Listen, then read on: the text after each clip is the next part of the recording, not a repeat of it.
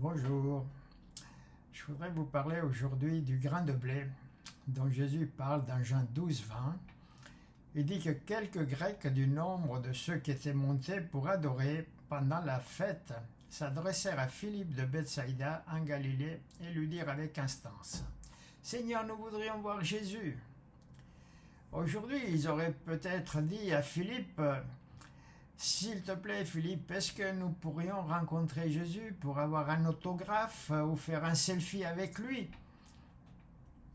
Mais c'est vrai qu'au temps de Jésus, les disciples, ils avaient de la chance. Ils n'avaient qu'à amener les Grecs devant Jésus et ils pouvaient le voir.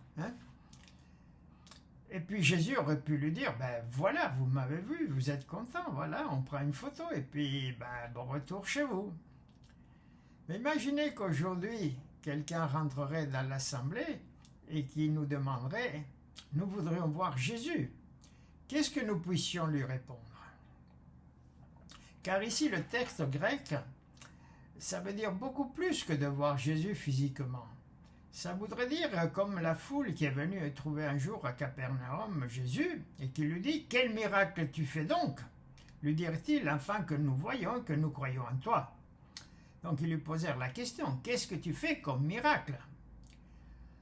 Mais alors, qui c'étaient ces Grecs qui étaient venus pour adorer? Est-ce qu'ils étaient convertis au judaïsme? Ou simplement ils cherchaient le vrai Dieu, ou je ne sais pas quoi? Dans Jean 1, au chapitre 1, au verset 38, on voit qu'au début que Jésus a commencé son ministère, il y a deux personnes qui le suivaient. Et Jésus se retourna, les voyant qu'ils le suivaient, il a vu qu'ils le suivaient, il leur a dit: Que cherchez-vous? Mais aujourd'hui, encore, après sa résurrection, les gens ils cherchent toujours le miracle. Paul il dit dans Corinthiens 22, il dit: Les Juifs demandent des miracles et les Grecs cherchent la sagesse. Nous prêchons Christ crucifié, scandale pour les Juifs et folie pour les païens. Mais puissance de Dieu et sagesse de Dieu pour ceux qui sont appelés, tant que juifs que grecs. Car la folie de Dieu est plus sage que les hommes, et la faiblesse de Dieu est plus forte que les hommes. Aujourd'hui, il n'y a rien qui a changé. Les gens veulent voir un Jésus vivant, un Jésus qui, à travers nous, il veut faire des miracles. Et c'est vrai que c'est à travers nous que Jésus veut faire les miracles. C'est à nous de rendre visible un Jésus bien vivant. Mais la demande de ces Grecs qui veulent voir Jésus, pour Jésus, elle n'est pas sans intérêt. Car Jésus comprend que l'heure est venue de l'accomplissement des prophéties d'Ésaïe. Car Ésaïe 49, 6, il va dire de Jésus: Je t'établis pour être la lumière des nations, pour porter mon salut aux extrémités de la terre. Dans Ésaïe 65, 1, il va dire aussi: J'ai exaucé ceux qui ne me demandaient rien. Je me suis laissé trouver par ceux qui ne me cherchaient pas. Je dis: me voici à une nation qui ne s'appelle pas de mon nom. Jésus il avait une mission à mener sur la terre. Premièrement, il devait affronter la mort, la vaincre et nous redonner la vie qu'on a perdue avec Adam. Donc ça, c'était sa mission. Il savait de quoi... Ésaïe 53, il avait prophétisé sa mort, ses souffrances. Donc la première mission de Jésus, c'était aussi d'affronter la mort et la vaincre. Jésus n'est pas venu nous donner la religion évangélique. Aucune religion ne nous sauve. Il n'y a que Jésus qui sauve. Dans Jean 17, Jésus va dire: Père, je t'ai glorifié sur la terre. J'ai achevé l'œuvre que tu m'as donné de faire. Et maintenant, toi, Père, glorifie-moi auprès de toi-même, de la gloire que j'avais auprès de toi avant que le monde fût. Donc Jésus, son œuvre, c'était aussi de former 12 disciples, afin que, après son départ, c'était les disciples qui devaient apporter l'évangile à travers les nations. Jésus était venu d'abord, comme il le dit dans Matthieu 15, 24, « Je n'ai été envoyé qu'aux brebis perdues de la maison d'Israël. » Et puis avant Pentecôte, avant que les apôtres reçoivent le Saint-Esprit, Jésus les envoie en mission. Dans Matthieu 5,10, il dit « N'allez pas vers les païens et n'entrez pas dans les villes des Samaritains. Allez plutôt vers les brebis perdues de la maison d'Israël. » Ce n'est qu'après Pentecôte que les disciples devaient aller à travers les nations. Comme il l'a dit Jésus dans Actes 1 au verset 8, il va dire « Mais vous recevrez une puissance, le Saint-Esprit survenant sur vous, et vous serez mes témoins à Jérusalem, dans toute la Judée, dans la Samarie et jusqu'aux extrémités de la terre. » Cette mission a commencé après la Pentecôte, après qu'ils ont reçu le Saint-Esprit.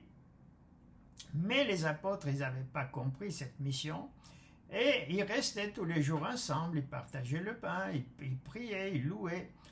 Alors que Jésus, il a dit qu'il devait aller à travers le monde. Et Jésus, il a envoyé la persécution pour qu'ils puissent être dispersés, sinon ils seraient restés toujours à Jérusalem, entre eux. Et on voit que dans les Actes des Apôtres, au chapitre 8 et au verset 1, il dit qu'il y a eu à ce jour-là une grande persécution contre l'église de Jérusalem. Et tous, excepté les apôtres, se dispersèrent dans les contrées de la Judée et de la Samarie. Donc à cause de la persécution, Philippe est parti aussi dans une ville de Samarie et a prêché l'évangile. Et beaucoup de Samaritains se sont convertis. Pierre est allé après, il a prié, ils ont reçu le Saint-Esprit. On voit que Pierre aussi, il avait, dans Acte 10, Pierre est allé aussi vers les païens dans la maison de Corneille, il a prêché l'évangile et toute la maison a reçu le Saint-Esprit et ils ont été baptisés. Et puis il y a eu l'apôtre Paul qui au départ il persécutait l'église et puis qu'après il s'est converti et il a amené l'évangile à travers le monde presque. Par la demande de ces Grecs qui veulent voir Jésus, Jésus reconnaît que l'heure est venue, car ces Grecs, c'est le début de la grande moisson des âmes non juives, des nations. Et Jésus, un peu comme avec Nicodème, il ne va pas répondre à la question précise, il va répondre, je dirais, à côté de la question. Et au lieu de lui dire, ben, amenez-moi ces Grecs ici, je vais les rencontrer. Non, il va dire, l'heure est venue où le Fils de l'homme doit être glorifié. Voyez-vous, c'est la première fois que Jésus ne dit pas, mon heure n'est pas encore arrivée. Parce que souvent, il disait, mon heure n'est pas encore venue. Mais c'est la première fois que Jésus reconnaît que son heure est arrivée. Et Jésus entre 5 jours avant sa mort à Jérusalem. Et Jésus il va répondre justement en fonction de l'œuvre de la croix, alors qu'elle n'est pas encore accomplie. Est-ce que Philippe et André, ils ont compris ce que Jésus voulait dire?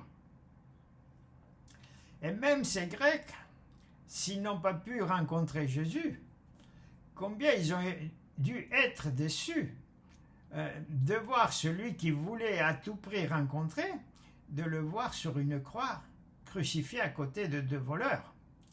Je pense qu'ils ont dû être déçus aussi.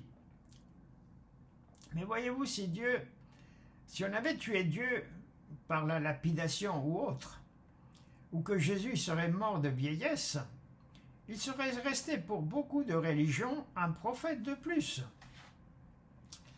Et le message de la croix, il serait même plus prêché aujourd'hui. Mais Paul, il va dire aux Corinthiens 1,17, ce n'est pas pour baptiser que Christ m'a envoyé.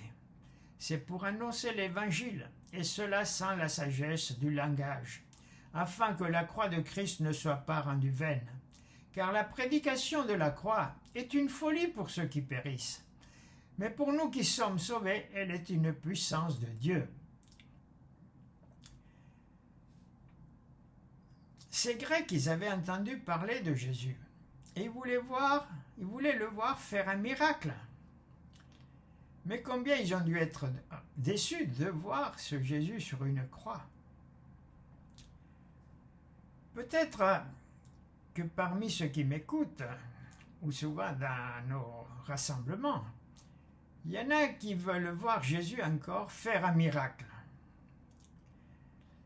Et comme moi, avant ma conversion, j'ai dit à ma sœur, si je ne vois pas un miracle, j'y crois pas. J'avais dit à ma sœur, si Dieu fait des miracles, il a qu'à me faire pousser les cheveux, et puis je croirais. Maintenant, il ne l'a pas fait. C'est Thomas qui avait dit, dans Jean 20, 25, Thomas il va dire, si je ne vois dans ses mains la marque des clous, et si je ne mets pas mon doigt dans la marque des clous, et si je ne mets pas ma main dans son côté, je ne croirai point. Et combien de Thomas il y a encore sur la terre? Jésus va lui dire, parce que tu m'as vu, tu as cru. Heureux ceux qui n'ont pas vu et qui ont cru. Et c'est vrai que nous n'avons pas cru, nous ne l'avons pas vu, mais pourtant nous y croyons. La foi, c'est de croire sans voir, parce que si tu vois la chose, ça c'est pas la foi. 1 Pierre 1,8, il dit, lui que vous aimez sans l'avoir vu, en qui vous croyez sans le voir encore, vous réjouissant d'une joie ineffable et glorieuse, parce que vous obtiendrez le salut de vos âmes pour le prix de votre foi. Donc, la foi, c'est de croire sans voir. Dans 2 Corinthiens 5,16, Paul il va dire, « Ainsi, de maintenant, ne connaissons personne selon la chair. Et si nous avons connu Christ selon la chair, maintenant, nous ne le connaissons plus de cette manière. » Paul il va dire, premièrement, si nous avons connu quelqu'un selon la chair, nous ne le connaissons plus selon la chair. Cela veut dire que si nous avons connu une personne avant sa conversion et qui est née de nouveau, qui s'est vraiment repenti, baptisé, nous ne devons plus le voir selon la chair, selon notre vieille nature ou la sienne aussi. Parce que souvent nous avons encore notre vieille nature qui juge. Connaître selon la chair, c'est juger selon des critères humains. C'est de le voir encore comme avant sa conversion. Et nous ne devons plus le voir comme ça. Parce que Paul il dit dans 2 Corinthiens 5, 17, « Car si quelqu'un est en Christ, il est une nouvelle créature. Les choses anciennes sont passées, voici toutes choses sont devenues nouvelles. » Et Paul, il sait de quoi il parle, lui. Il sait qu'il est une nouvelle créature. Et Paul il dit, nous refusons désormais de voir les gens selon leur passé.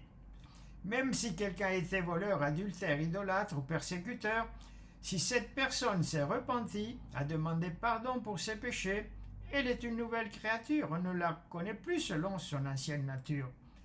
En Corinthiens 6, 9, Paul il va dire aux Corinthiens justement, ne vous y trompez pas, ni les impudiques, ni les idolâtres, ni les adultères, ni les efféminés, ni les infâmes, ni les voleurs, ni les cupides, ni les ivrognes, ni les outrageux, ni les ravisseurs n'hériteront le royaume de Dieu. Ça c'est clair. Et c'est là ce que vous étiez quelques-uns de vous. Voilà, vous étiez. Mais vous avez été lavés, mais vous avez été sanctifiés, mais vous avez été justifiés au nom du Seigneur Jésus-Christ par l'Esprit de notre Dieu, par la nouvelle naissance. Paul dit qu'il se fait une gloire d'offrir les païens comme un sacrifice agréable à Dieu, sanctifié par le Saint-Esprit. On ne peut pas offrir un païen à Dieu s'il n'est pas né d'esprit, s'il n'est pas né de nouveau. Ce serait comme offrir à Dieu un animal impur, vous comprenez? Donc c'est par le Saint-Esprit que nous sommes justifiés, sanctifiés et changés. Paul dit que nous sommes transformés d'image en image pour ressembler au Seigneur par le Saint-Esprit. Et Paul il dit, vous avez été lavés, vous avez été sanctifiés, mais vous avez été justifiés au nom du Seigneur Jésus-Christ et par l'Esprit de notre Dieu. Paul, quand il écrit aux Corinthiens, dans les salutations, dans la première lettre aux Corinthiens, au chapitre 1, il va écrire à l'église de Corinthe. Il va dire à l'église de Dieu qui est à Corinthe, à ceux qui ont été sanctifiés, donc à ceux qui ont été sanctifiés en Jésus-Christ, appelés à être saints. Voyez-vous, quand on se convertit, on est automatiquement sanctifié. Je vais expliquer cela. Mais on est appelé à continuer notre sanctification. Toute notre vie chrétienne, on doit travailler à notre sanctification. Donc ici, Paul il parle de notre position après avoir accepté Jésus comme notre Seigneur et Sauveur. Puisque au chapitre 3, il les traite aussi de charnels. Paul il va dire au chapitre 3 des Corinthiens, il dit, pour moi, frère, ce n'est pas comme à des hommes spirituels que je puis vous parler, mais comme à des hommes charnels, comme à des enfants en Christ. Un jeune chrétien, il est encore charnel, il y a des choses qu'il n'a pas crucifiées. Alors, nous sommes sanctifiés par Jésus, parce que Jésus, il a fait ce que nous ne pouvions pas faire. C'est ça qu'il faut comprendre. En Corinthiens 1,30, il dit, or, c'est par lui que vous êtes en Jésus-Christ, lequel par Dieu a été fait pour nous, sagesse, justice, sanctification et rédemption, afin, comme il est écrit, que celui qui se glorifie dans le Seigneur. Dans Jean 17, 16, Jésus va prier et il va dire, ils ne sont pas du monde, comme moi je ne suis pas du monde. Sanctifie-les par la vérité. Donc Jésus il a dit, je suis la vérité. Ta parole est la vérité. Jésus, c'est la parole de Dieu faite chair. Comme tu m'as envoyé dans le monde, je les ai aussi envoyés dans le monde. Et je me sanctifie moi-même pour eux. Voilà. Jésus il dit, je me sanctifie moi-même pour eux, afin qu'eux aussi soient sanctifiés par la vérité.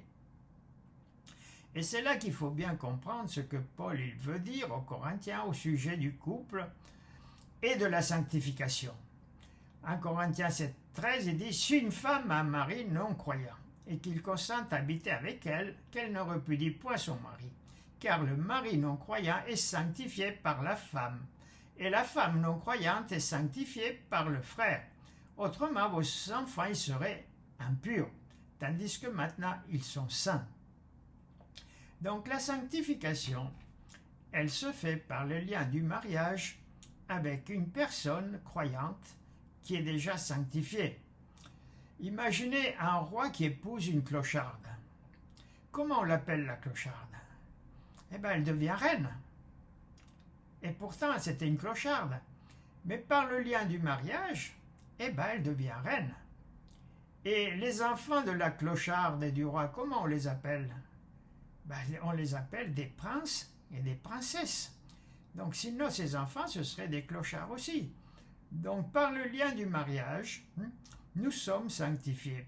Et vu que nous sommes l'épouse de Christ qui s'est sanctifiée pour nous, quand on accepte Jésus comme notre sauveur personnel et Seigneur, et comme époux aussi, eh bien, automatiquement, nous sommes sanctifiés.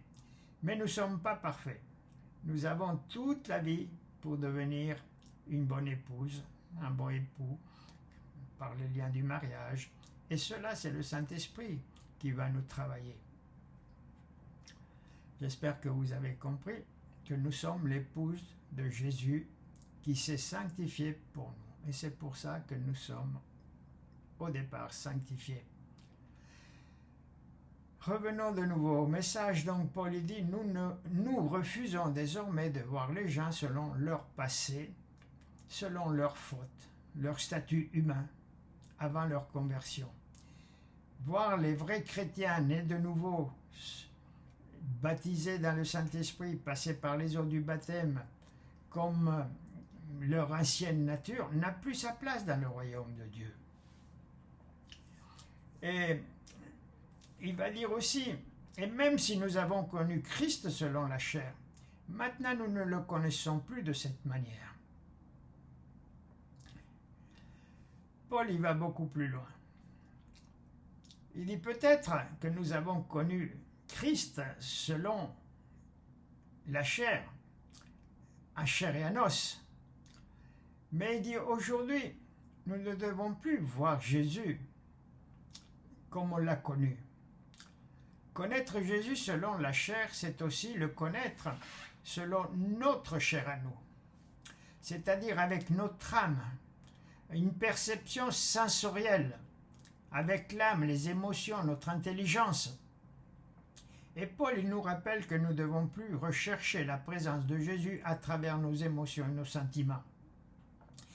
Parce qu'un chrétien encore charnel, il a toujours besoin de ressentir des émotions, alors que Jésus il est tout le temps avec nous par le Saint-Esprit.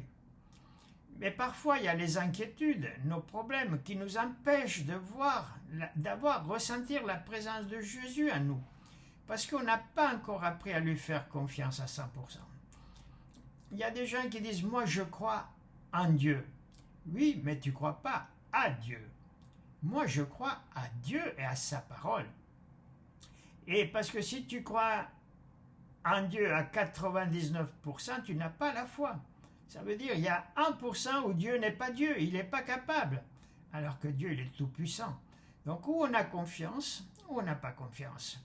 Et c'est pour ça que l'apôtre Pierre dit dans 1 Pierre 5,7 « Déchargez-vous sur lui de tous vos soucis, car lui-même il prend soin de vous. » Et Paul il va dire aux Philippiens 4,6 « Ne vous inquiétez de rien, mais en toute chose faites connaître vos besoins à Dieu, par des prières, des supplications et des actions de grâce, afin que la paix de Dieu qui surpasse toute intelligence gardera vos cœurs et vos pensées en Jésus-Christ. » Avec notre intelligence, on peut résoudre des problèmes. Avec l'argent, la médecine. Mais il y a des problèmes que ni l'argent, ni la médecine ne peut résoudre. Ça dépasse l'intelligence humaine. Et c'est là que nous avons besoin de faire confiance en Dieu, afin que nous ayons la paix que Jésus l'a dit, je vous laisse ma paix, je ne vous la donne pas comme le monde la donne. Et quand nous arrivons à faire confiance à 100% à Dieu, c'est là qu'on a la paix de Dieu qui surpasse toute intelligence et qui va garder mon cœur et mes pensées en Jésus-Christ. Car si nous cherchons la présence de Jésus par des sensations, par l'émotion, par des sentiments, dans ces moments d'épreuve, eh bien, on est déçu. On ne ressent plus la paix de Jésus en nous.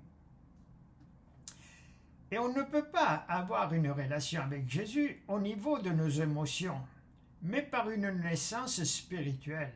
Comme Jésus il parle à Nicodème, il le faut que vous naissiez de nouveau. C'est pas essaye peut-être, essaye, non, il le faut. Mais revenons au message. Donc, quand Philippe vient demander à Jésus que des Grecs voient le voir, Jésus va lui dire dans Jean 12, 24, « En vérité, je vous le dis, si le grain de blé qui est tombé en terre ne meurt, il reste seul. Mais s'il meurt, il porte beaucoup de fruits. » Dans la parabole de Matthieu 13, Jésus apporte la parabole du semeur qui est sorti pour semer. Mais ici, Jésus parle, le semeur qui sort pour semer, c'est l'évangile qui est prêché. Mais ici, Jésus ne parle pas du blé en grande quantité, comme qui représentait l'évangile, mais d'un grain de blé. Et ce grain de blé représente Jésus et sa mort. Je pense que vous l'aviez compris. Mais il parle aussi de notre mort, la mort à moi-même. Voyez-vous, Jésus, il a commencé tout seul. C'est le premier grain de blé qui meurt pour se multiplier. Mais alors imaginez qu'un paysan, il a un grain de blé. Avec un grain de blé, il ne fait pas grand-chose. Mais imaginez qu'il sème ce grain de blé, il le met dans la terre. Le grain de blé, il meurt, il pousse, il donne des gerbes. Et pendant quelques années, pendant peut-être 3 ans et demi, un peu comme Jésus, il est resté 3 ans et demi avec les disciples pour les former. Imaginez qu'au bout de 3 ans et demi, le paysan, il a récolté à peu près 12 kilos de blé.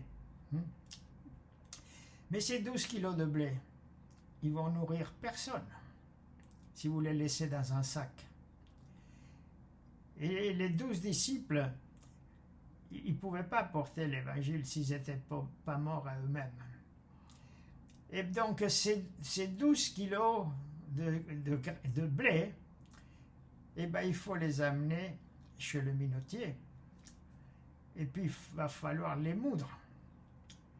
Les moudre jusqu'à en faire de la farine. Mais même des kilos de farine dans un sac, ils vont nourrir personne. Il faut encore pétrir la farine et faire une pâte. Et cette pâte, elle va nourrir personne encore. Il faut la mettre dans un four très chaud afin d'obtenir un bon pain.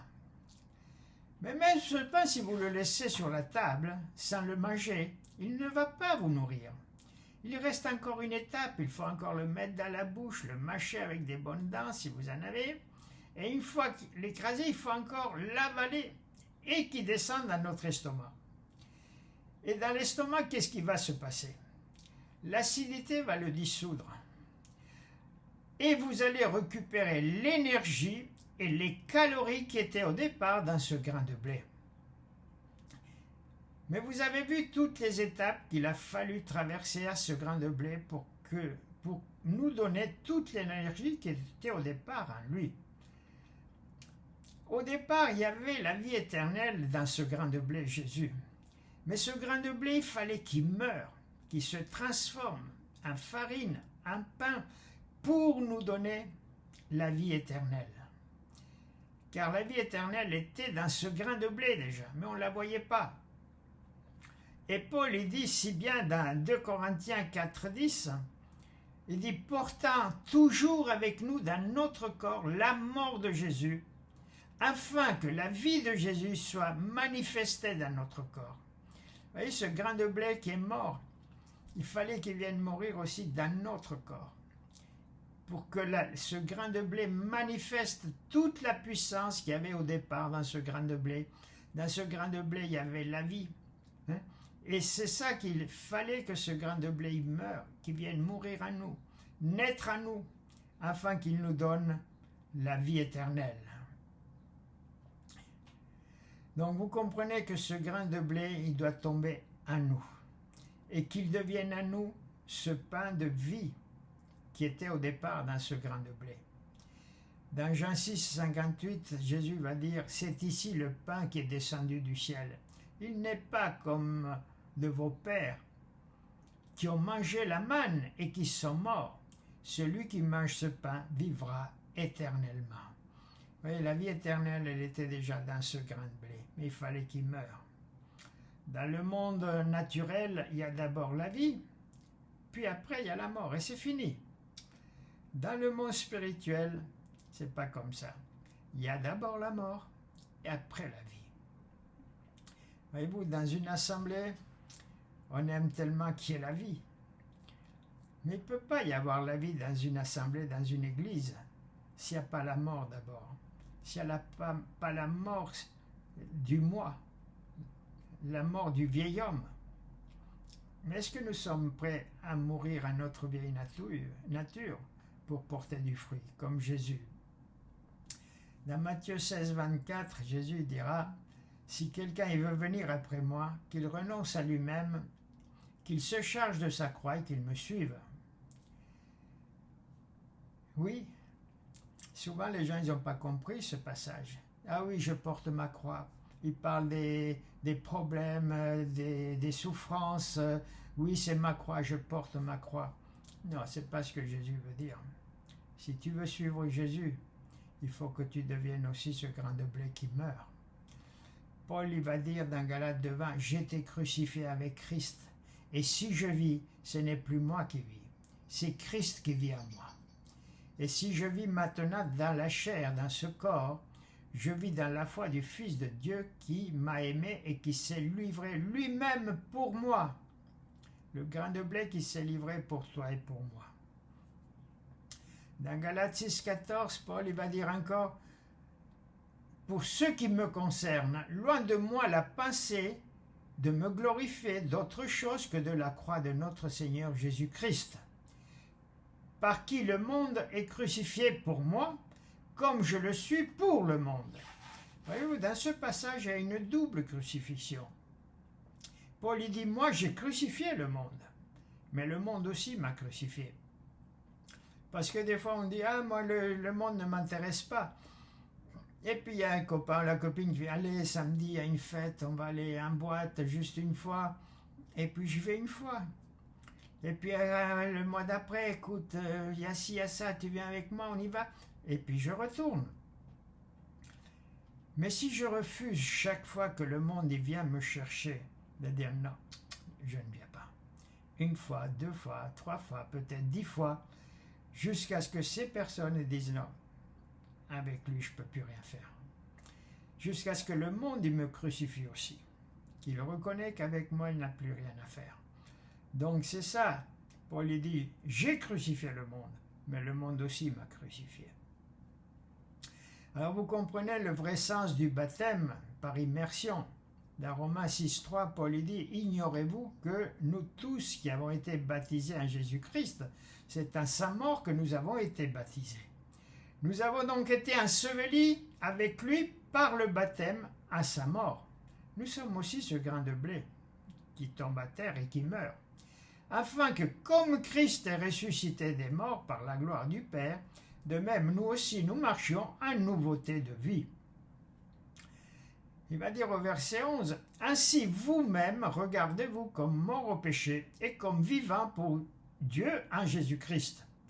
Que le péché ne règne point dans vos corps mortels, et n'obéissez pas à ses convoitises. Ne livrez pas vos membres au péché comme des instruments d'iniquité, mais donnez-vous vous-même à Dieu comme étant vivants de mort que vous étiez, et offrez à Dieu vos membres comme des instruments de justice. » De mort que vous étiez. Paul dit aux Éphésiens, il dit, vous étiez morts dans vos péchés. Pour Dieu, une personne en bonne santé, un athlète, qui n'a pas l'esprit de Christ en lui, ben, spirituellement, il est mort. Dieu le voit mort. Alors, encore quelque chose. Pardon. La Sainte Seine, la Seine, qu'est-ce que ça veut dire? Voyez-vous, Paul n'était pas présent quand Jésus a fait la Seine avec les disciples. Mais il a la révélation de ce qui s'est passé cette nuit-là. Dans Corinthiens 11, 23, Paul il va dire « Car j'ai reçu du Seigneur ce que je vous ai enseigné.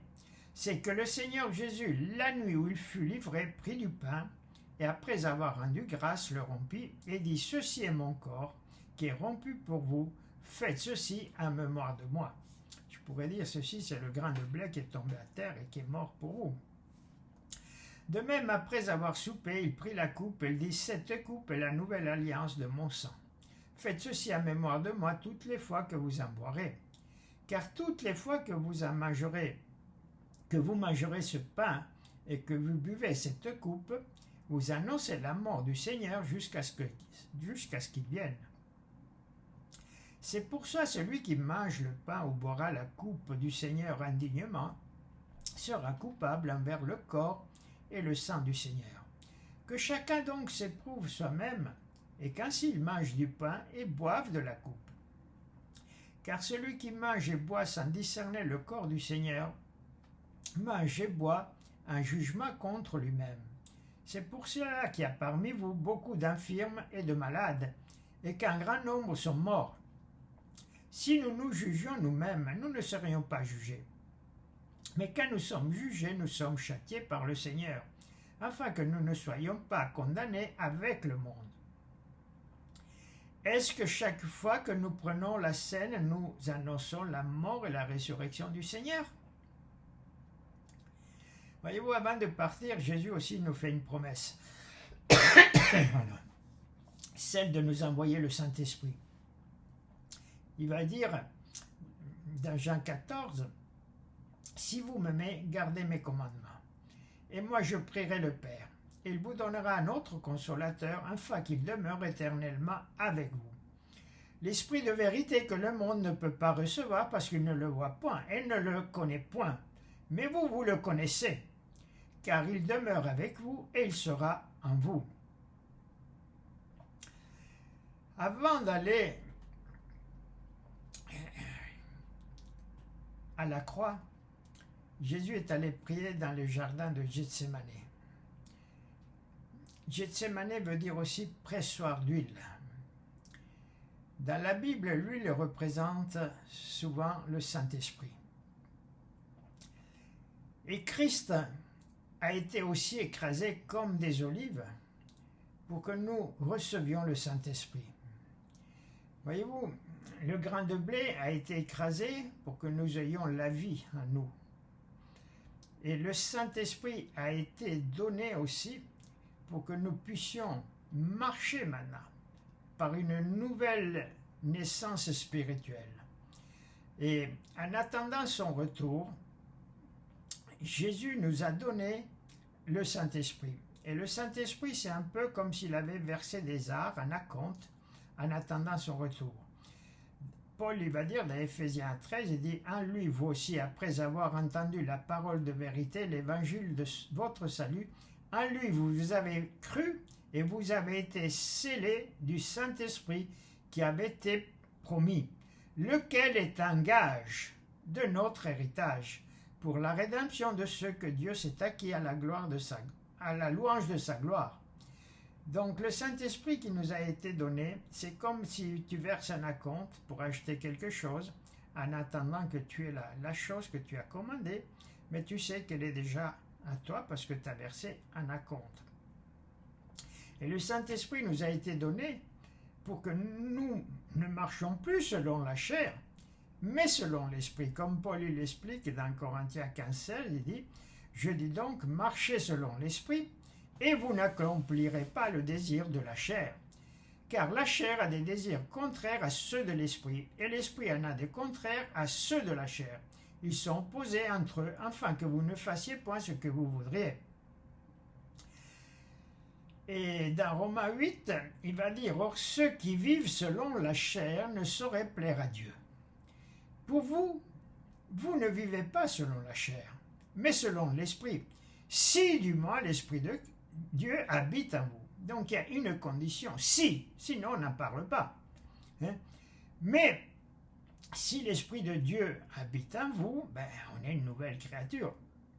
Il va dire, si quelqu'un n'a pas l'Esprit de Christ, il ne lui appartient pas. Il y a encore une condition, si quelqu'un n'a pas l'Esprit de Christ, il ne lui appartient pas.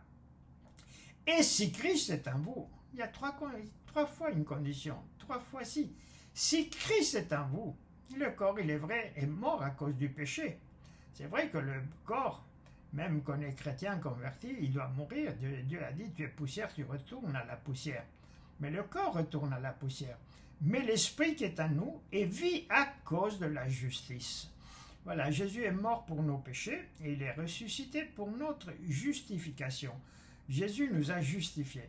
Donc notre esprit est vie, il vit éternellement à cause de la justice. Et si l'esprit, encore si l'esprit de celui qui a ressuscité Jésus d'entre les morts habite en vous, celui qui a ressuscité Christ d'entre les morts rendra aussi la vie à vos corps mortels par son esprit qui habite en vous. Voyez-vous, Jésus ne peut ressusciter que l'esprit. Imaginez un aimant, qu'est-ce qu'il va attirer? Que de la ferraille. Même l'or, il n'attirera pas l'argent, ni le plastique, le bois.